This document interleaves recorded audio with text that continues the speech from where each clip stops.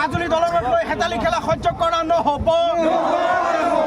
মাজুলী যোৰহাট সংযোগী দলঙক লৈ হেতালি খেলা সহ্য কৰা নহ'ব। ইনকলাব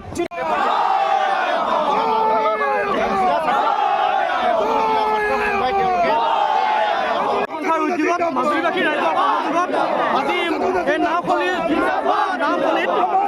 যোৰহাট মাজুলী দলঙৰ দলং আছে দলঙৰ কাম বন্ধ হৈ থকাৰ দাবীত বিক্ষোভ কাৰ্যসূচী গ্ৰহণ কৰিবলগীয়া হৈছে।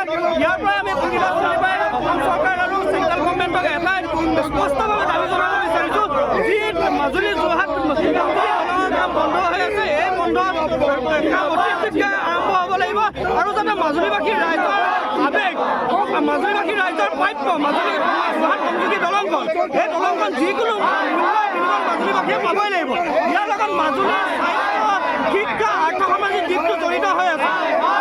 আজি এই প্ৰতিবাদস্থলীৰ পৰা আমি স্পষ্টভাৱে জনাব বিচাৰিছোঁ, অসমৰ মুখ্যমন্ত্ৰী তথা পৰিবহণ মন্ত্ৰী নীতিন গাডকাৰী ডাঙৰীয়াক অতি শীঘ্ৰে মাজুলী যোৰহাট সংযোগী দলঙৰ কাম আৰম্ভ হ'ব লাগে আৰু তাৰ সমান্তৰালভাৱে জনাব বিচাৰিছোঁ, অসমৰ মুখ্যমন্ত্ৰীগৰাকীয়ে এটা কথা 2026 চনত তেখেতে নিৰ্বাচনী প্ৰচাৰ চলাবলৈ যোৰহাট মাজুলী আহি নিৰ্বাচনী প্ৰচাৰ চলাব। আজি এবছৰ দিন বাকী আছে। এই এবছৰ দিনত কিদৰে তেওঁলোকে যোৰহাট সংযোগী দলংখনৰ কাম আৰম্ভ আমাৰ 2 লক্ষাধিক মাজুলী জনসাধাৰণে কিন্তু দৃষ্টি ৰাখিব। দলং নিৰ্মাণৰ কাৰণে ছাত্ৰ সন্থাই নেৰানেপেৰাভাৱে আমি আন্দোলন কাৰ্যসূচী গ্ৰহণ কৰি আহিছোঁ।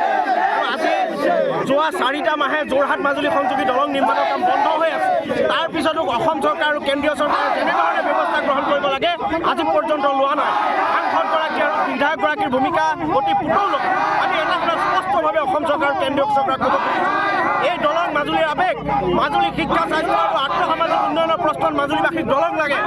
15 চনৰ পৰা ছাত্ৰ সন্থাই আমি আন্দোলন কৰি আছোঁ আৰু আন্দোলনৰ ফলশ্ৰুতিতে দলং হৈছে আৰু এই দলঙৰ নিৰ্মাণ কাম যদি তাৎক্ষণিকভাৱে আৰম্ভ নকৰে ইয়াৰ পৰিণতি ভুগিবৰ কাৰণে অসম চৰকাৰ আৰু কেন্দ্ৰীয় চৰকাৰে ভৱিষ্যতৰ দিনত ইয়াৰ পৰিণতি ভুগিব লাগিব।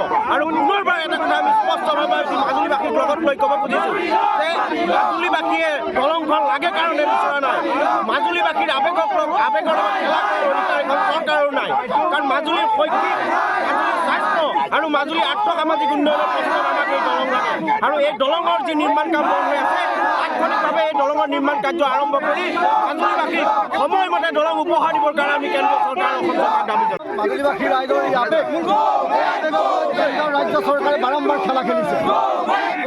মাজুলীবাসীৰ ৰাইজৰ এই আৱেগক লৈ খেলা কৰাটো সহ্য কৰা 2016 চনত এই মাজুলী যোৰহাট দলঙৰ কাম কৰিছিল। পৰৱৰ্তী সময়ত 2021 চনত অসমৰ মাননীয় মুখ্যমন্ত্ৰীগৰাকীয়ে মাজুলী দলঙৰ কাম আৰম্ভ কৰালে। মাজুলীৰ মাটিত অসমৰ মুখ্যমন্ত্ৰীগৰাকীয়ে এটা কথা স্পষ্ট কৰিছিল যে মাজুলী যোৰহাট সংযোগী দলং 2026 চনত কাম সম্পূৰ্ণ কৰা হ'ব আৰু 2026 চনত মাজুলীৰ ৰাইজে এই দলঙৰ ওপৰেদি খোজকাঢ়ি যোৱাটো সহজ কৰিব পাৰিব। এই আমাৰ কথা নহয়, ছাত্ৰ সন্থাৰ কথা নহয়, অসমৰ মাননীয় মুখ্যমন্ত্ৰীগৰাকীৰ কথা। মুখ্যমন্ত্ৰীগৰাকীয়ে দিয়া প্ৰতিশ্ৰুতি মাজুলীৰ মাটিত যদিহে এই প্ৰতিশ্ৰুতি ৰক্ষা কৰিব নোৱাৰে তেতিয়াহ'লে আহি থকা দিনত ইয়াৰ উচিত প্ৰত্যুত্তৰ দিব প্ৰস্তুত হৈ আছে। মাজুলীবাসী ৰাইজে কিন্তু মাজুলী যোৰহাট লাগে কাৰণে বিচৰা নাই।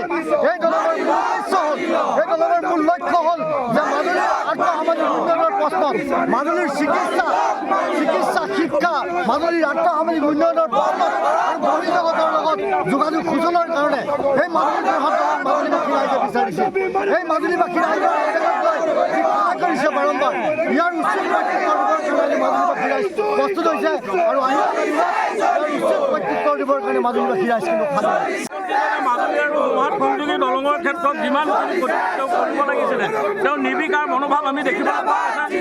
বাৰে বাৰে মুখ্যমন্ত্ৰীজনক বিভিন্ন দল সংগঠন সত্ৰাধিকাৰসকলে বাৰে বাৰে সকীয়াই আছিলে আৰু আমি কৈ আছোঁ যে যোৰহাট মাজুলী সংযোগী দলং যদি হৈ নুঠে সম্পূৰ্ণ 26 চনৰ ভিতৰত তেতিয়াহ'লে মাজুলী সমস্ত দল সংগঠন একত্ৰিত হৈ জংগী আন্দোলন সৃষ্টি কৰিবলৈ বাধ্য হ'ব। আজি 6 দিন হ'ল মাজুলী আৰু যোৰহাট সংযোগী দলঙৰ কাম বন্ধ হৈ আছে। মুখ্যমন্ত্ৰীজনক আজি ইয়াৰ পৰা আমি সকীয়াই দিব বিচাৰিছোঁ, যদি আপোনাৰ প্ৰকৃততে মাজুলী যোৰহাট সংযোগী দলং নিৰ্মাণ কৰাৰ ক্ষেত্ৰত যদি আপোনাৰ সদিচ্ছা আছে তৎক্ষণাতভাৱে মাজুলী যোৰহাট সংযোগী দলঙৰ কাম কৰিব লাগিব, নহ'লে মাজুলী এনেকৈ জনসাধাৰণৰ লগত লৈ মাজুলী জাতীয় দল সংগঠন মাজুলী সত্ৰাধিকাৰসকলে ইয়াত প্ৰতিবাদী কাৰ্যসূচী গ্ৰহণ কৰিবলৈ বাধ্য হ'ব।